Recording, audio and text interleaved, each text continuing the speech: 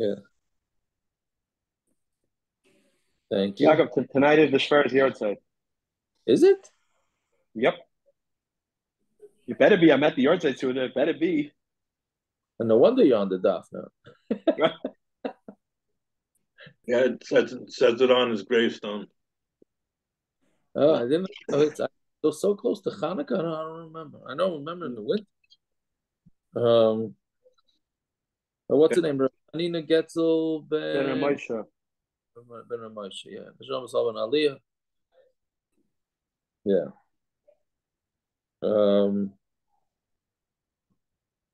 Oh, that's where we left off. Okay, so we left off Mamash at the bottom of Mem Vavam Beis. Oh, Yitzi Santeg had a baby boy. Yitzi Santeg from the daf, one of the daf. Yeah, he better be baby. Yeah. Okay, so we're discussing where the Mishnah says, right, that if the para, right, we had the, what do you call him, the wuss, right, the ox, the wussy ox, right, who got gored by a pregnant cow, right? So it got gored by a pregnant cow. Well, we don't know if it was a pregnant cow or if the cow already gave birth before the goring. So we're not sure what's going on over there, right? Even more so. Right. A Kimpton gored. I just thought it was payback. It could be. No, it wasn't Uncle Festus. We don't know if that was yet. Yeah. Yeah, I was talking about it with someone yesterday. He said it's the Ruach HaKodesh of Chazal. It's today's day and age. Back then, it was more likely that a shar gored a parrot. Today, it's more likely that a parrot gores a shar. The only reason an ox would ever be near a cow is for breeding. So if the cow's already bred, it's going to gore the shar because all the shar will do is damage it. Right. I hear. I don't know if that, you could say that maybe by humans too, but that's a different. But anyway, so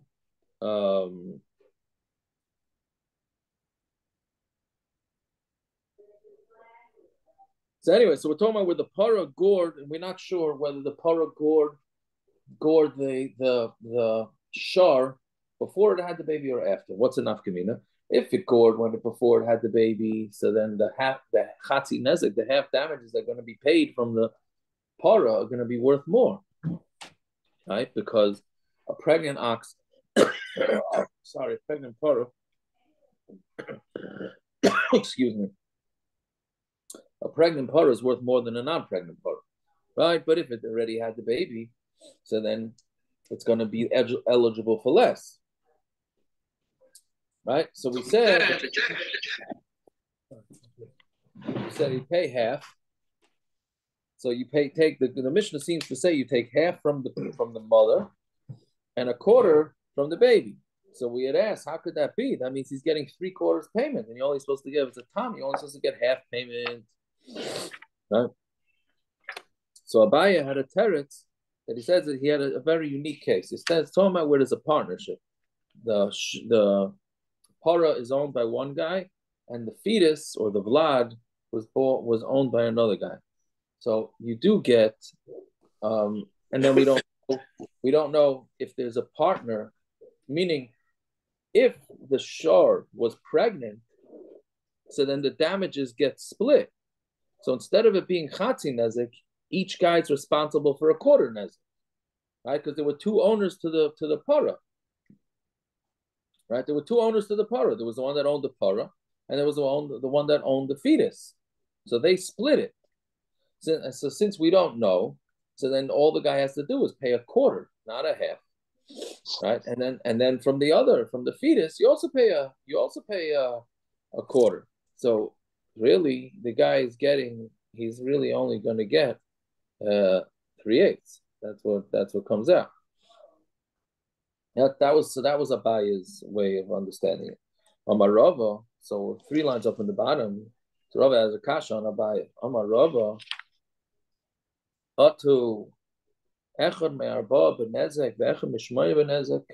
Katani, it doesn't say a quarter of the damage and an eighth of the damage. Chatzi nezek or revi'ah nezek. Then it says half damage and a quarter damage. So how can a buyer put it into a quarter and an eighth? It says half and a quarter, not a quarter and an eighth. Elam Rava. So Rava has a different shot. La'olam v'para v'vlad dechad. We're talking about a para and a vlad that belongs to one person. V'havi kamrinan, and this is what we're saying. Isa lapara. If the cow is here, meaning you have the cow, I guess it didn't run away, so you can collect from the cow. So mishtalim chatzi nezek mipara. You take chatzi nezek from the para, right? Meaning whatever it was worth, even pregnant. On Tamar Aleph now. Less of a para, but if the para is not there, so then what you can't collect from the para, so then mishtalim revi'ah nezek mivlad, then you take a quarter of the damages from the vlad, which means that there's two different cases here. When the Mishnah says that you take a half, that's going on when the para is there. So that's your standard case. There's a para there, pregnant para, you take half the damage from there, and that's it, and the guy gets his payment. If the para is not there, then you're going to take a quarter of the fetus, right? Because why? Why is it a quarter? Because bottom line is we don't know whether the fetus was in the cow when it gored. So since we don't know if it was in there or not, so basically the damager and the damagee have to split the collection. So Mamela, all he's getting is a quarter. What does it mean, para there, para not there? I don't know. Taking the dumb. What do you need it? What is? You're not taking the para itself. You're taking the worth. No, the payment comes from the para. The worth of the para. Not the worth of the para. No, the actual Kamma comes from the actual para. If that para goes off to Sweden, not Sweden, where they run away to? How do you give chatzi nezek from the para? You cut it in half? No, you could sell the para and take it, but you only get the payment from the actual para. You have to you sell the para and how's it go? You sell the para and then you give the basa. So that you have to sell the para. He doesn't have to.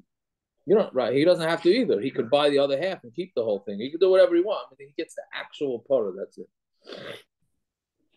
Okay. Yeah. So Yaakov, is this only according to Shita of over here, Rima? Oh, we're going to get to that in a second. Very good. We're going to get to that in a minute. Right. So time the lo yadin and you have a vlad ba'adoin kinagcha iloyav. Right. The only reason is we have no idea whether this shor was pregnant or not. But if we knew 100% that the fetus was in there when it gored, then mishtalim kulei chatzi nezek mivlad. You pay the whole half a nezek from the vlad. Right? Meaning, we're talking about where the shor is not here, not shor, the para. I'm sorry.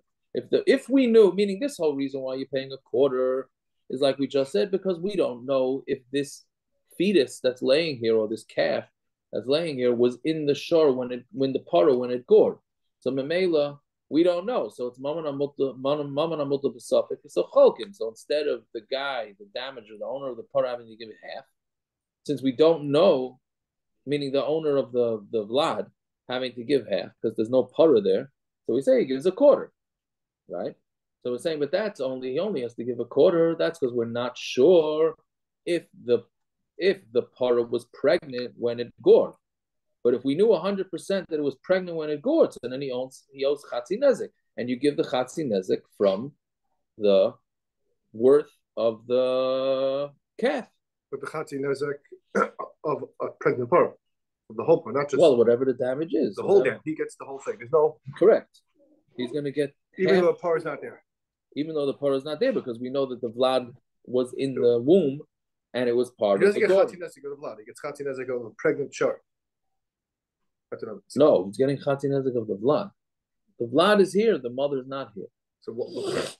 The mother's in the kippur home. Right. So why does he get the vlad? Why does he get chatzi nezek of the whole? The calf is here, right? Why does he get so he doesn't get chatzi nezek of the? Or if the shor was here and the vlad, he would get more money. Of course. We're just saying, as opposed to when we were masupik, whether the para was pregnant, right? Then you get a quarter because he has to split the chatzi nezek between the damager and the damagee. Right. But here, when we know for sure that the para was pregnant, now the para is gone. So then you take whatever you can from the worth of the blood. Value off the para. Of The the par is calf. not here Of the calf. because you only pay chatzi nezek. I'm not explaining it. Anyways, I know it's chatzir, but chatzir nezek of chatzi nezek of whatever's here. Okay. Yeah. So, Rava l'tamei to Amar Rava, right? Because parash is zika, a part of the damage is gavim mivlada. You collect from the vlad. My timer gufa he because it's the guf, right? What Akiva was saying. What it means that meaning the vlad, a fetus, um,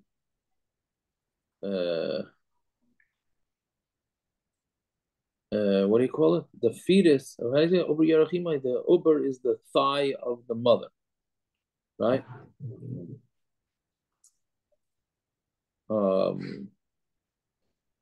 Right? So Mamela, when it damages, it damages. Uber Yerek Emo, you want to say Uber Yerek Emo.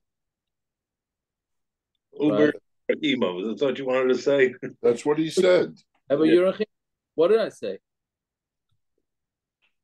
That's what you said. All right. Okay, so anyway, so Rabbi to make Dama Rabbi Parashas Zika Goyim Mivloda. My time a Gufahi because it's considered part of its go. So therefore, you collect also from the fetus. Tarnagoyla Shazika, but a chicken that damaged, not a chicken. What's it called? A rooster? Which one? Rooster? Hen? Which one lays the eggs? The hen. I'm sorry, Rahman. The hen. Which one lays the eggs? The hen, right?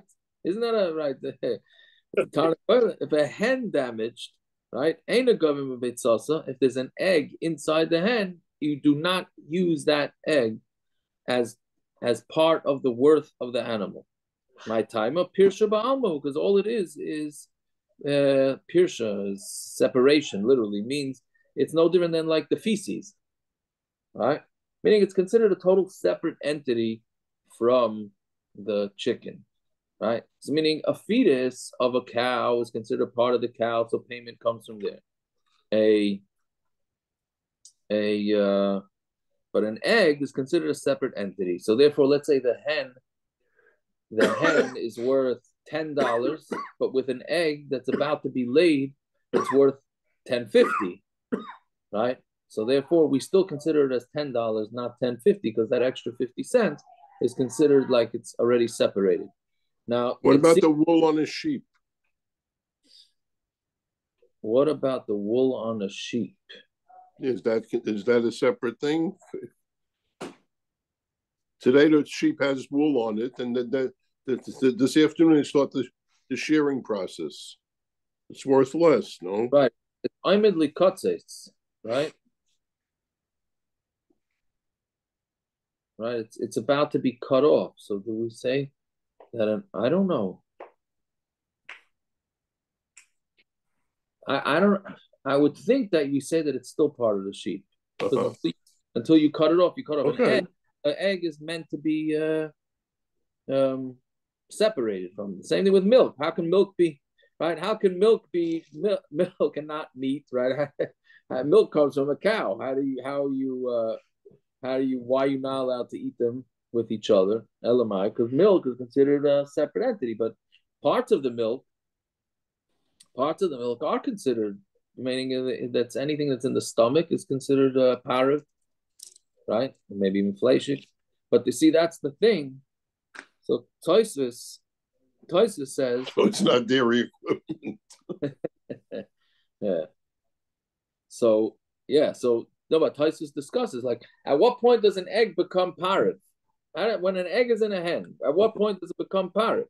So we have to be talking about here where it's developed to the point that if you would eat that egg, you wouldn't be fleishiks, right? Meaning in this first simon in the first, we used to get eggs, especially when I was a kid. My mother would, if you kosher in the kitchen, in her own kitchen, you'd have eggs sometimes with the soup. Did she lay the eggs?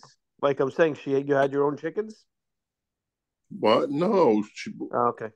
No, she koshered the chickens in the house. And they came with eggs in them? Yeah, we sometimes had eggs in the chicken soup. Interesting. Yeah. Interesting. Right. But at some point, in the beginning, when the eggs are still intertwined with the first simon in Basa B'Cholov, in Shulchan Aruch, it discusses. I mean, the Gemara is in Chulin. At what point, the beginning, when the egg initially starts being created, it's flacious, right? Then at some point, when it starts, there's machlokes exactly at what point that egg detaches from inside the hen. At what point it becomes parif, right? So Taisus is saying here that this Gemara is talking about where it's at the last stages of the egg. If it's in the early stages where it still would be considered flacious, then you would include it. I don't know exactly how much money would be, but that would be included, right? It would be pennies, I'm assuming. Okay, right. So now we're back to. Took me a while to realize this, because now we're back to why it took me a while, because I didn't look at Rashi. Rashi says it's going on the Reisha. I'm thinking, like, what's going on here? We're talking about a para doing the goring, and then it didn't make any sense to me. And then Rashi says, okay, it's going on the Reisha. We're back to the standard case. The shar gores the para. Right? Now, do you pregnant para? Let's say a shar gores a vadai pregnant para. Right? So now, how much are you paying? He does damage to the para. Is he paying it as a pregnant para? Meaning, do you pay? He killed the para with a fetus in it, right? Do you pay for a pregnant cow, or do you pay for two cows, a cow and a calf? If you pay for a cow and a calf, it's a whole lot more payment, right? The guy that got damaged is going to say, hey, this thing was about to have a baby. I would have had two cows. I would have had a cow and a calf. Would have been worth a lot more money. Pay me that. Why would you have a havamina that you would do that? That's davar shaloi b'olam. It's davar shaloi b'olam. Real estate. Meaning, we don't know. This animal, like the vlad might die. The value is definitely not there yet for the vlad to be shaman individually, by itself. So, what would be the havamina that you would evaluate it that way? Maybe the truth is maybe there isn't a havamina. Maybe even if there has to be a vlad does die, there's a value to it. Tell us. No, I hear it. It's a good kasha. Even if the vlad does die immediately on birth, there's definitely more value than while it's in the mother. More value is for a dead. That's not what Rashi says. Rashi says the value is obviously. The Gemara says there's more value of shoving it separately. What do you mean? Right. So the question is why you'd have a meeting if it wasn't born yet. To what? To treat it as a calf, as if it was born right now. Right. So that's it is a calf, but it was never born. It was never born. It was never born. This is the para hit a pregnant. Caused a miscarriage. What? It's not just about that. The weight that the cow gains when it's pregnant is also has more value. It's not just. I understand, but it's definitely not worth. No, that's what we do evaluate. More.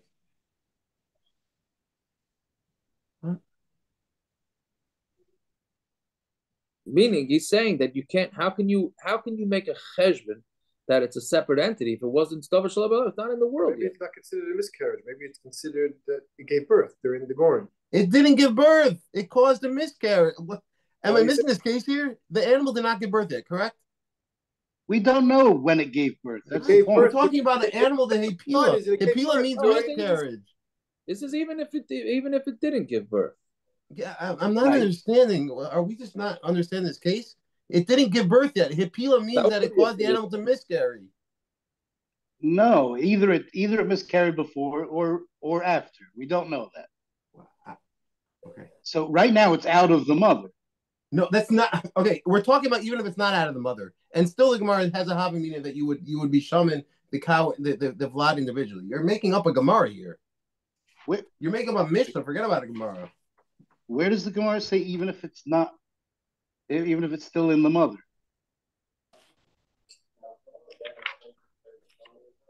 It's only when it's out of the mother. If it's still in the mother, there's no havamina. We would treat them separately.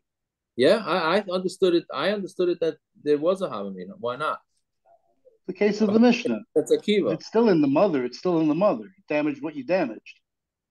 Right now, it's out of the mother. That's what the Mishnah says. And that is the case of the Mishnah. Right, that's what we're going on, the ratio. I understand, but it's still the same. It's the same. Meaning the ratio, we don't even know who to calculate. Right. So Like, here the tzad That's is. true. Is it possible that it gave birth miscarried during the gory, or right before the gory? we don't know. Right, and that's where the two tzadim Still, come. but you have the same stud either way. No, you have the same shaila either way, don't you? Which shaila? I don't understand. Right now, it's out of the mother. Correct. Therefore, why would I say there's a difference in value, whether it was in the mother at the time or out of the mother? It's the same animal right now as it was when it was inside. There is no difference. No, Gershon, there was more potential before it died. What? There was more potential before it died because he could have had two cows, like Yaakov said, and like no, but that's said, true. I'm not arguing with that. I'm just saying if we treat it as when it's inside, then we're treating it as a pregnant cow. If we're treating it as it's outside, which I would have thought, why not? Because right now it's outside. Who's to say there's a difference in value right now between inside and outside? You're saying that the calf itself has more value inside because it will get further along.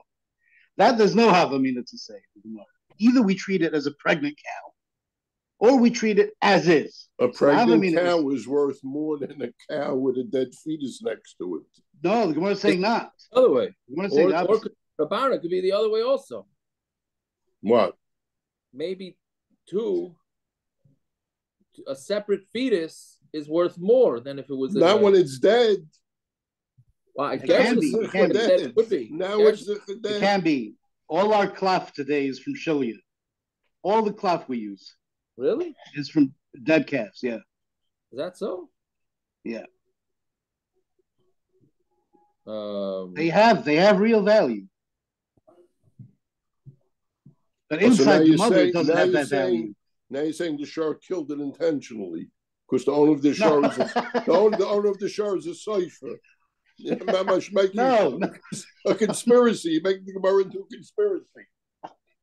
No, I'm just saying that Lamaisa in the mother, it doesn't have that value. You can't say that there's a value to parchment while the parrot is pregnant. There's no, that doesn't have that value. Once it's out, I can say there's a value to a dead cow. But inside the mother, it's not a dead cow. It's just, it's a dead pregnant cow. It's not two dead cows. Yeah. Okay, I don't know. However you want to look at it, but that's the Gemara's shaila. Whether it's in the ratio it's definitely in the ratio of the Mishnah where we don't know if the cow was there or not. But I don't know if the shaila takes place even if it's. I thought so, but okay, could be I'm wrong. Either way, that's the shaila. Do you look at each one that they're separate entities, or do you look at it like as one entity? So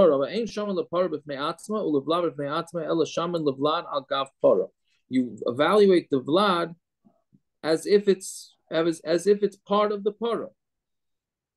You don't say this. You are actually going to ruin the mazik. Not ruin, but you're going to weaken, I guess. You're going to weaken the mazik. It's going to cost them more money. Right? The Gemara is thinking now that there's two separate, not thinking, the Gemara is going to maintain that. There's two separate if they're calculated as two separate entities, then it's going to be worth more. The guy cuts off the arm of the Eved, or the arm of an Eved. So how do you calculate? Do you say how much would a person be willing to lose an arm, and whatever amount of money a guy would be willing to take for that, then that's how much the damage was? That would be a lot of money. Or do you say how much? There's an amount different. There's an amount like that. I guess so. I guess so, right? But I guess everybody has a price for something. Probably a lot of money though, right? So if you calculate that's the damage, so then because now the guy, meaning the point is that the guy doesn't have, since you cut off his arm, he no longer has that opportunity to sell his arm, right? Cutting off his arm. Yeah. The day before Sandy Koufax retired because he had arthritis in his middle finger and his pitching hand, and the doctors told him if he kept on playing, he'd have to cut it off. So the day before they paskined that, he was worth who knows how many millions, and then the next day he's worth 50 cents.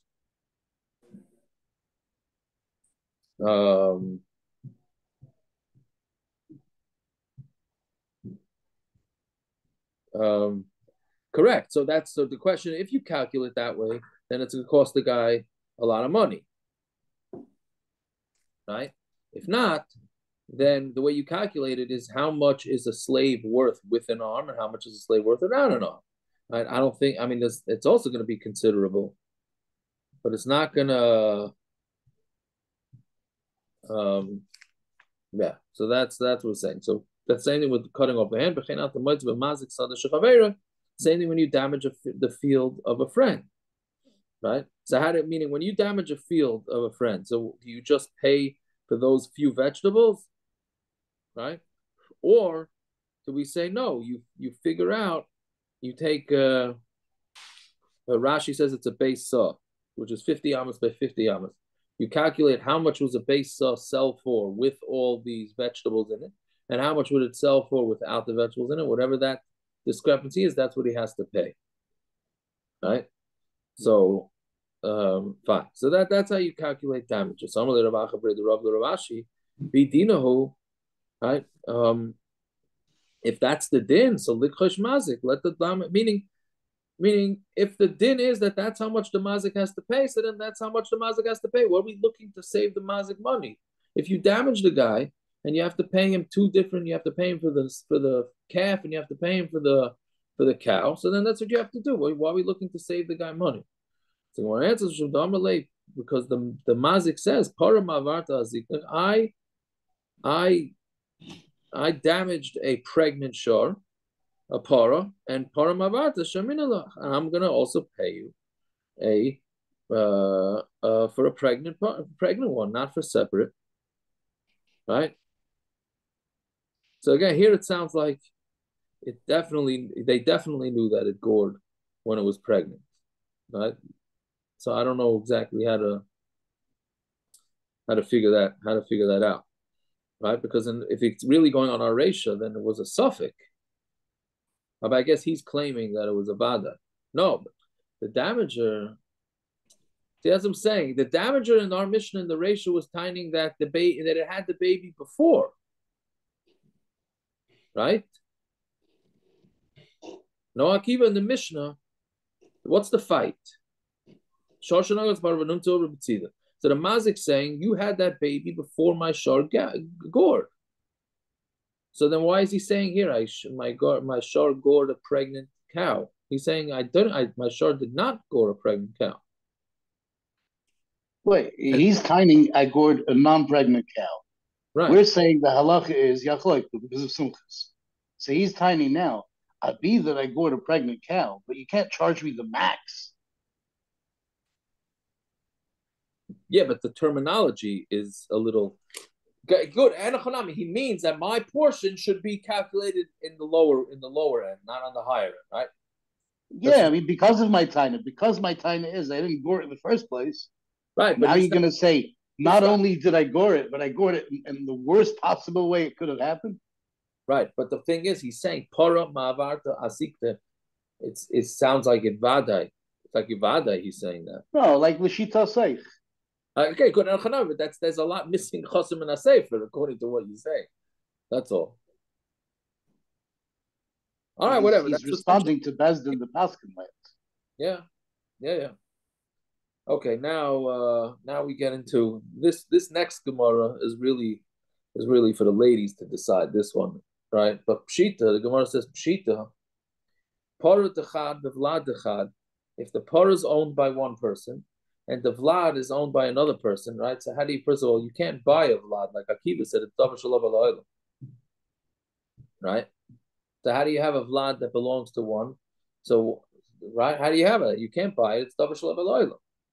Didn't you do that in the Pater Kamar case or whatever it was? The Bechayr of the sheep. The vlad belonged to someone else. It belongs to a guy. Here, I think we said, I saw this yesterday somewhere, that here we're talking about where the guy sold the para exclusive of the vlad. Right? So the vlad still belongs to the original owner. the para is owned by a new guy, whatever it is, right? So now it's owned by two people. So pitma lebal para, nafcha mai. So pitma, the fat, right? When an animal gets pregnant, so it gets a lot of fat, right? So all that fat makes it worth more, meaning fat having nothing to do with the fetus, the fat that comes along with the pregnancy. So that definitely goes to the owner of the para. But nafcha mai, nafcha is sort of, it's not the fat. Nafcha is just the, I don't know how to say it. I don't know exactly how you touch it, right? The extra part, meaning the skin stretches, that's for sure part of it. So because it's larger, so the skin stretches, so there's more skin. Again, I don't know how that works. If that's really true, is there really more skin there? That goes away. That goes away once the baby's born. The fattening part of it doesn't necessarily go away. If its appetite was bigger and it ate more, that weight stays on. But if it just expanded its belly from stretching, that goes away when the fetus is born. Know. Okay, so then what's a pshat in this nafcha? So what does it mean? See, Rashi says nafcha means masha hoise yafa mepnei nafcha lemiyisham, because it's nicer, because it's bigger. It goes away after time. If it died, it's not going so away. Who's going to buy it if it's just a temporary thing?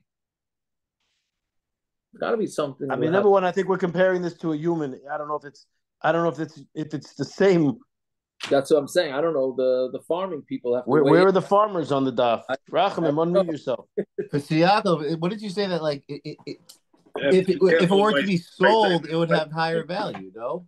Yeah, but then it's going to. I mean, it has like a look to it. All right, I'm saying. Like if you ever see these guys parading around their animals, I guess, if you put that on a open, on a stand and you try to auction it off, maybe the fatness of it will. Not right now, but it's a temporary thing. What are you saying, Rachamim? I have to be careful what I say because my wife's here. Because after 34 years, the fat didn't come.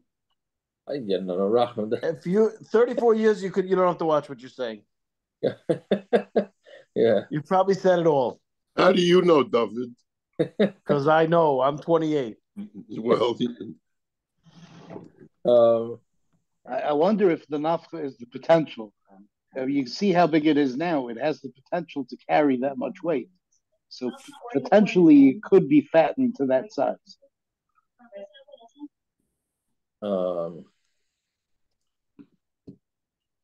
But it doesn't say anything about potential. It says what it is. Nafka is air. That's what it is. That's a literal. That's a literal from the stretching. That's what? What are we saying? From the stretching. That's what you're saying. I'm saying nafcha, but that's not the literal translation. Gershin's running those pre-draft camps that the NFL has when they measure the guys for all the different things. Isn't that? Don't they have to do that like before the boxing? They got to get the weigh-ins. They got to got to get them below it, above it. They lose weight or they have to gain weight. Yeah. Yeah. Okay, ich weiß nicht. I don't know, whatever it means, it's two different things. There's the actual fat that the woman gets, and then there's the actual whatever nafcha means. So Rav Papa Amar Labal Parag, that also goes to the Baal Parag. Rav Achabar Ravika Amar Chalkin, they split it. Behilchas Chalkin, the halach is that they split it. Yeah, fine. Okay, next Mishnah. Hakadar, a guy who owns pots. He's walking by a guy's property and he decides to take a rest. So he takes all his pots, puts it down on the property without permission.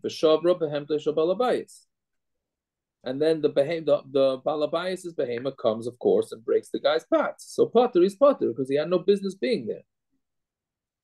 But let's say the animal from the owner got damage from the pots, the balakaderes chayiv, because he came and brought something into somebody else's property and it damaged. Then, but if he brought it in with permission, then everything changes. Then balachotzer chayiv, the balachotzer will be chayiv.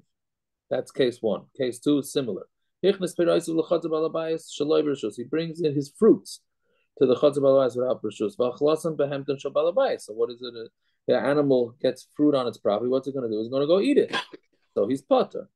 And if he gets damaged by them, meaning if they get, we're going to see on our base what type of damage you're talking about. But if the animals of the balabais get damaged, balaperis chayiv, the balaperis is going to be chayiv. The mechnes b'rishus, and if he brought him with permission, balachotzer chayiv, the balachotzer is chayiv. Right? Ayin Toisus, why he needs two of the same exact cases. And why the Gemara doesn't say it, I don't know. For some reason above a Kamma, the Gemara doesn't seem to be concerned. Like usually Gemara, when have all these cases, says tzricha, tzricha. For some reason above a Kamma, the Gemara is not doing that. I don't know. Okay, third case. Hichnis shoyre lechatza. He brings his shor into the chatza balabayas. Shaloi perishus on Tamid Beis without permission. Benagchu shoyre balabayas, and it goes and it gores the shor of the balabayas. Here the Gemara adds one more case. Aisha nashchu kalboy shal balabayas, or it bit the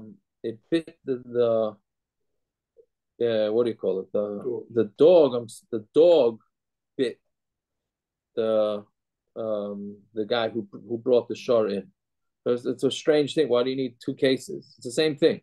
The shor gored this guy's shor who brought him. I mean, a guy, I'm sitting in my yard, and the guy brings a shor in without permission. Then my shor goes and gores him, right?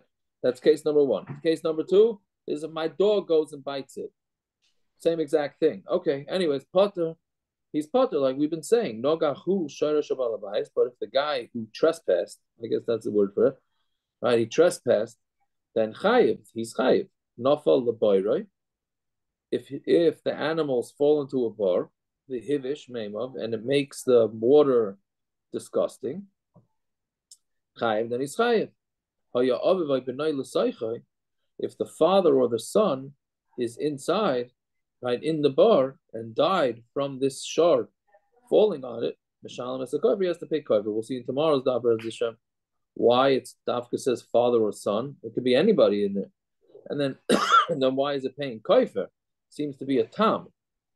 Right? Again, he's got his father working in the bottom of the bar, and then this trespasser comes and his shor falls into the bar. Right? Why is this considered Karen? Why is it mazik? It fell in. I'm saying like it didn't have intention. It wasn't coming us lazik. Right. So that's the Gemara is going to discuss tomorrow's daf also. Yeah. Right. That's a good. Although technically it started with Regel, went to Shane, went to Karen, now went to Boyer. The four examples of the mission. Right. Not here. Very good. But if he brings his shor in with permission, balachotzer chayiv, the balachotzer is going to be chayiv. Right? Again, all say ayin toisvis for why we need all these cases. Fine. Rebbe Omer, bekulon ein chayiv. In all these cases, even when he comes in with rishus, right? He's still not chayiv. Achi yakabel alav lishmar. He has to be makabel on himself to watch it. Right? I'll tell you. That just reminded me. Rabbi Kamenetsky from South Shore. It's Rabbi Hanina's yard site. So I guess this is how we shtel it too a little bit. Rabbi Kamenetsky from South Shore asked me a couple of weeks ago. He had a guest. I don't know who was in his house. Somebody asked him. They had a guest in the house who came, for Shabbos or Yom Tov. I think it was for Yom Tov. And they had money in their pocket. And a shiksa went through the whole house and stole everything and then quit. That happens sometimes. I think that was the case. Or the shiksa just went through the pockets.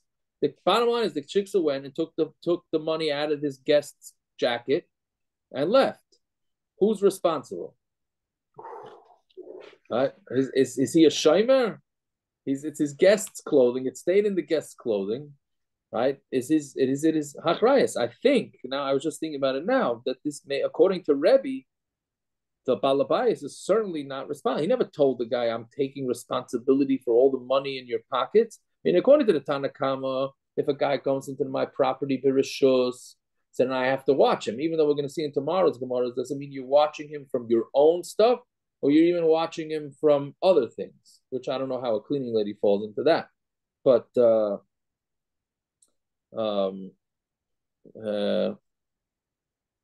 Yeah. So anyway, but according to Rebbe, if you're not makabel achrayis, then that's it. You're not makabel achrayis, which I think is the way we pass him.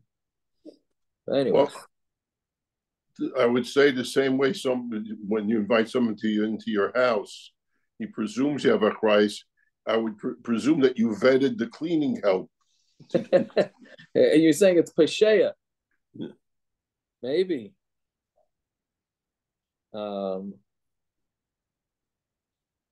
Yeah, the way Shulchan Aruch says it is that if the Balabayas does not expressly say he's taking responsibility for the stuff, even if he allows you to come into his property, it's fine. It's Do you have to have a thing from the lawyer by your door to your house? Invite somebody for kiddush, and he has to sign one of you has to sign a statement. Right. Yeah. That's where all the lawyers get their money for Shabbos stuff. Right, from this stuff is where the lawyers come in. Okay, so Zog Gemara. But Dr. Muhammad, he's wearing a signet ring, and he does his stamp with his signet ring. Can a man wear a signet ring on Shabbos? But I'm making it too complicated, so forget what I'm saying. Yeah, so let's see. So Taima. No, it's funny because you think is Bava Kamma, what's so practical? Right? My kids were complaining about this on Shabbos. I'm going, cows and goring, and it's not negay. And I'm trying to think of examples to tell them where it can be negay. Like that we take things out of this stuff. I wasn't doing such a good job, but this one is a good one. So I have to, yeah. Anyways, so Taima, it's like the Gemara Taima, the Shaloi B'Rishus. Mashma, that the reason why he's not responsible is because the guy brought in the stuff without permission. B'Rishus. But if he brought it in with permission, right, then the Bala Kederis is not chayiv for the damage that it causes to the Baal Chotzer. Again, this is talking about the potter brought in his pots, right? Then the Balabas's animal got damaged by the pots. So if he comes in with permission, then he's not chayiv to pay for the Balabais is the damage. We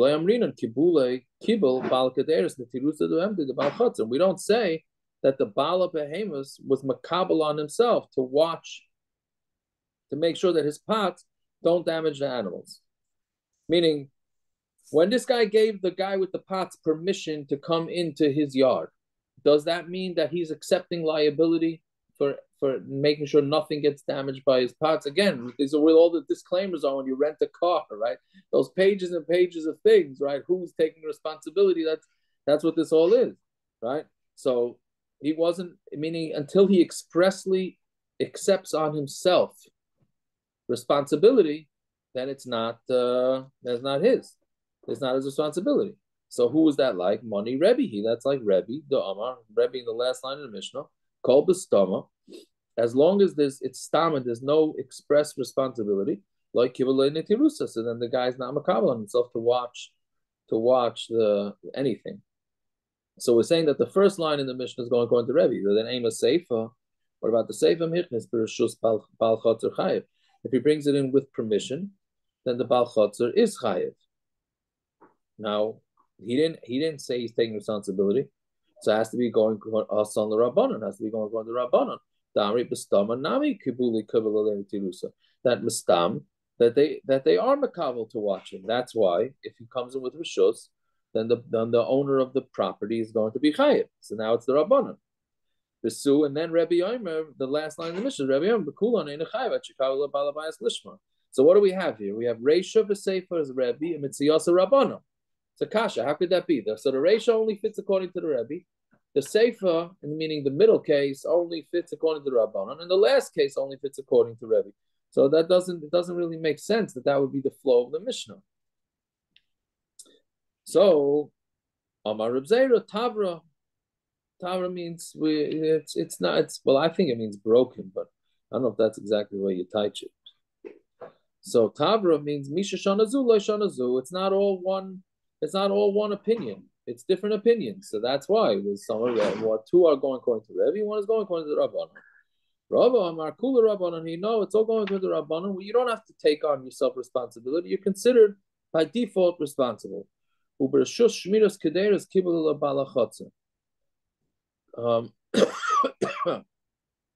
when he goes in with rishus, so the he is being makabel on himself when he tells a guy, "Oh yeah, come into my yard, put down your pots." That means he's telling him, "I'm accepting shmira on them." And it means that he's even makabel on himself. And he's not only makabel on himself that his own animals are not going to break the pots. He's going to take responsibility, even if a freak accident happens. I don't know, freak accident, but a regular accident. He's being makabel on himself.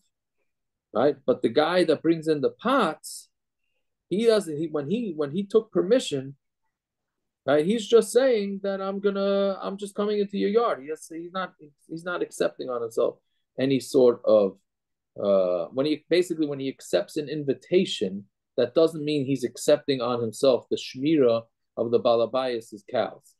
Right, when the balabayas tells a guy he can come into his yard, then we're saying that he does accept on himself the shmira of the pots. Fine. So what was the other case? The next case was that he brought in the peiros of his peiros of the chutz balabayas is the second case, right? And then if the animal got damaged by his fruit, so he's responsible.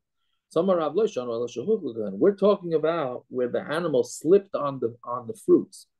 But if it ate the fruits, then he's potter. Meaning, if he ate the fruits and he overate and he died, he's potter. My timer, he shouldn't have eaten. Right? Meaning, if the animal slipped on the guy's fruits, okay, so your fruits shouldn't have been in my property without permission. So you're chayav. But who asked you to go let them eat? Right? And the way Tosfos says it is he brought it on himself. Meaning, if he slipped, okay, that was an accident that you caused. But to go eat, I'm not responsible for your animal eating. So we had this a couple of times in Shas. Shesha says that Rav must have been dozing off. Nayim b'shochav means he's like laying, dozing off and then going to sleep. He said this because it doesn't make sense. The Tanya, if somebody takes poison and puts it in front of the behemoth of his friend, he's potter from dine adam and he's chayav in dine shemayim. I mean, again, he put poison in front of the behemoth of his friend, so he's potter from mominus, but he's chayav dine shemayim. Sama mavis who the loyavidi laachla. Sama mavis, the reason is because the animal normally doesn't eat poison. So if it ate poison, that's not your problem. Aval peiros, at least in this world, not your problem, but it's shemayim. It is aval peiros davida laachla. But peiros that it does eat, and then it ate and died. But adam nami mechayev. It's mashma that you would be chayev even in this world. Why do you say? Who says that your animal should eat? Meaning, we just got finished saying that you're going to be potter if the animal eats your fruits, even if you're in the guy's property without permission. So then here too you should be potter. So amri who adin afilu peres nami. Yes, when that price says that you're potter, you even potter from peres. When potter medina adam, you're potter medina adam. Oh, so then why sama mavis? Just say you're potter if another animal eats your stuff. Afilu sama mavis nami. The chiddush is that even sama mavis, which animals don't normally eat, this animal happened to be eating it, so we're going to still say that in Shemayim you're responsible. In this world, you're not responsible. Right? Yeah. Does it go under Chefs or the Gavra? What do you mean? I have 5 Bachrim for the Suda Shabbos. One of them is an alcoholic, and he gets a very serious problem because the other guys are having l'chaim, they're fine. This one guy never ended up with a big problem. So it's my fault or his fault? Well, I'm saying you shouldn't be putting. Or this behemoth had an allergy. I put the stuff out. The other 6 behemoths are eating it, and this behemoth has a summer mother's allergy to something I put out. I hear. But I don't know. Yeah. Yaakov, is this because like it's grama? Is it grama? We're actually going to get to that, but Because the Gemara says chayiv b'din shemayim. it's chayiv, right? So it's only chayiv b'din shemayim because it's what do you call it? Couple minutes. Huh? It's only chayiv b'din shemayim because you were irresponsible. I think. You're saying that every grama chayiv b'din shemayim?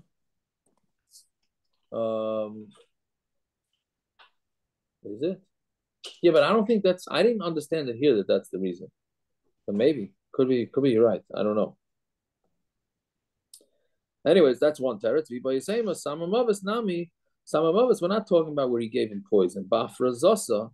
He gave some sort of afrazosa, which is some sort of food. Dahainu peri. It's a fruit that an animal. If an animal eats it, it's considered. It'll make him die. Right? Meaning, so we're saying that even though it's regular food, you're still potter, right? Because when an animal eats something, you're not going to be chayav on anything for that. Okay, so I'm going to ask, if a woman comes into somebody's property, right? She needs to grind her wheat. So she goes into the grinder's property to grind the wheat without permission. And then the animal, she puts the food down, and the balabayas' animal comes and eats it. So potter, he's potter, right? Because she's there without permission. In huska, and if the animal got damaged by this wheat, by eating it, l'chayra, that's what we're thinking now. Chayeves, she's chayev. Why don't we say that your animal shouldn't eat in the wheat? We're going to say, is it any better than our Mishnah? We said in our Mishnah, when it says the animal got damaged, doesn't mean it got damaged by eating and dying. It got damaged from falling down. So same thing in the Brisa. Okay, so what it says, and who was saying it? I'm not exactly sure how you touch the Karila. Basically, the Karila is a fancy way of saying what was the Havamina. Right? Meaning what were you thinking in the question? But the answer seems to be pretty obvious. Right? If it got damaged by them, right? Really by it. Who? That's only if it slipped on it.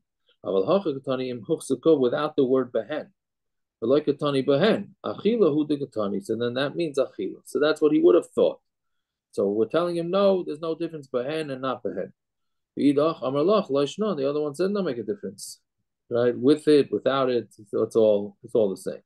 Toshima, hichnis shari lechatz b'alavai shaloi b'rishus, v'achal chitin behitris umeis. Right, so he brings his shor to the chatz b'alabayis, and then it eats the balabayis's wheat, behitris, and then it gets diarrhea umeis and it dies. So potter, the balabayis is potter. But if you brought in with rishus, balachatz are chayiv. Then the balachatz, the balabas is chayiv. What doesn't he say? What? Your animal shouldn't have eaten.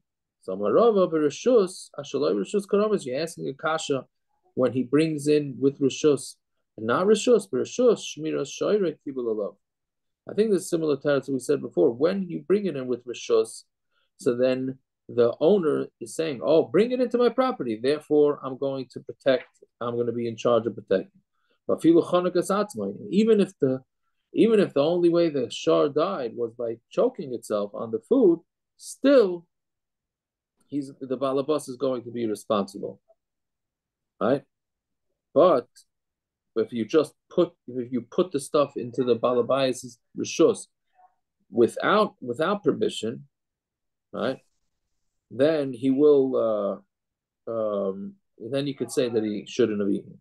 Meaning, if he comes in with rishus, then we're going to say that you should make sure that he. Then he could eat. But if he comes in without rishus, then he shouldn't be eating. Okay, we'll stop over here. Tillim.